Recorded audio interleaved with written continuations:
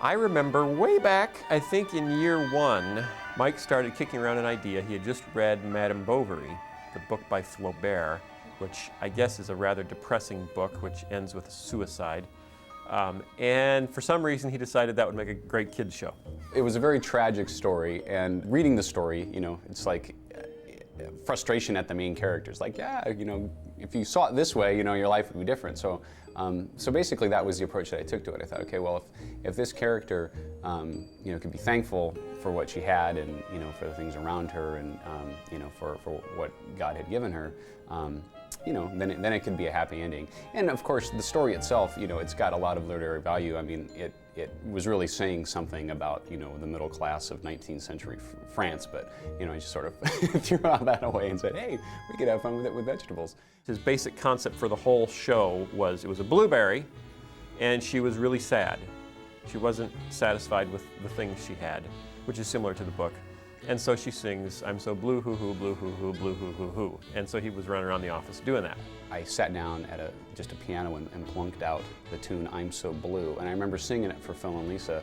That's all I had in my head at the time. And so I kind of encouraged him, hey, you know, we're going to need another show after, you know, this one that we're working on right now. So why don't you see if you can get that written?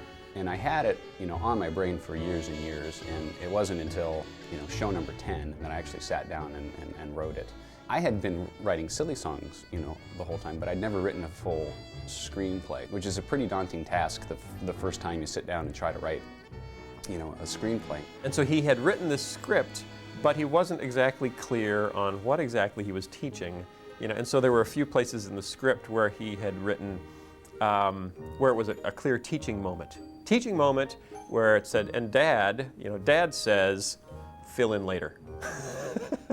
Just a little, I don't know what he says, but it's beautiful and it teaches something. Because a thankful heart is a happy heart. I'm glad for what I have. That's an easy way to start. And then he handed me the script and said, can you do something with the holes where some teaching needs to go?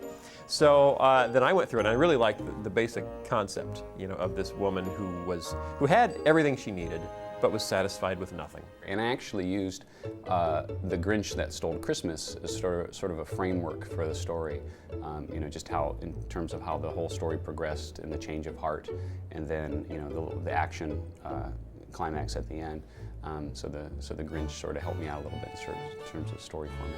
And he wanted to play up the big box retailer angle, as, you know, if she could go to this promised land, this giant discount store, then she could be happy. She'd find everything she ever wanted there. When we were trying to design the look for the Stuff Barn, we had different variations of what that could look like. And then Mike Naraki and I, Mike actually came up with the idea, let's go to Sam's Club. And we went there and we were walking around, I'm sketching because we couldn't take cameras in anywhere. So I'm sketching away, and Mike, look at that, look at this, look at this. And I'm just sketching everything he's pointing at. And we came to this tuna. And it was this 5-pound can of tuna, this huge tuna. And as I'm sketching it, we had a few people that were shopping with their carts just kind of stop and just kind of stare at us while, you know, and they're looking at the tuna like it's really special tuna that I'm sketching. You know, they actually brought an artist out to sketch that tuna. But it was just a great deal of fun sketching what the aisles would look like, and actually looking at the lighting. I never noticed lighting in a Sam's Club before, or any supermarket before. But we're studying what tile would look like, and just having loads of fun with that. And as we're doing this, they're looking up on the ceiling too. What's he looking at? When we were designing the treehouse, we wanted to have a lot of fun with what her house could look like. And yet we wanted to have tension. So we're thinking, well, what could we do to have this visual tension?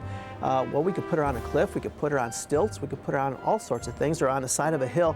But then you start to think, oh, a tree house, and as the house gets more filled up with all this junk that she really doesn't need, the tree starts to shake and it starts to move, and you can have a lot of fun with it, and then you could actually bring it down all the way and then shoot it up into the air. So that visual tension in those visuals were used to help tell the story and help get people on the edge of their seats.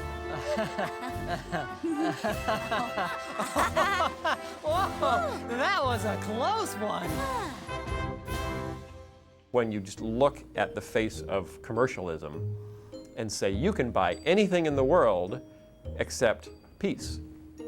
You know, and to try to wrap that into this, again, it's like a little parable. And it came out perfectly as this, wonderfully, and it's still many people, it's their favorite show.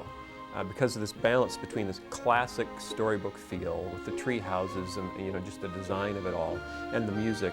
And then, you know, Mike's kind of wacky contemporaryism, you know, his commentary on consumerism and big box retailers and the rap spoof and all that. And it came together in such a way that, you know, I think it works just tremendously well.